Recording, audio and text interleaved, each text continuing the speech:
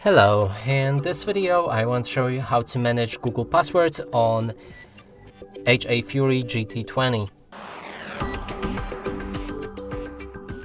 To do this, we'll need to open our Google Chrome, then enter any website that you're trying to log in.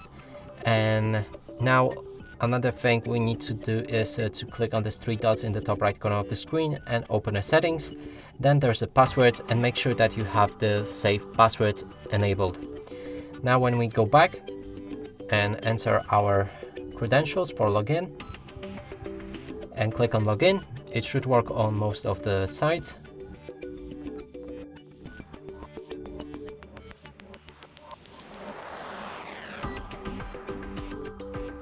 You should see this save password pop up, click on it, and then this password and login credentials should be sent where we've been and here in the passwords.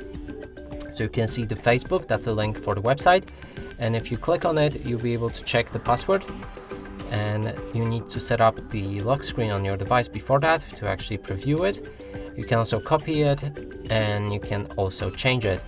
So if you are actually but we need a lock screen for that. So if you have a lock screen on your phone, then simply click on the password right here and you'll be able to customize it.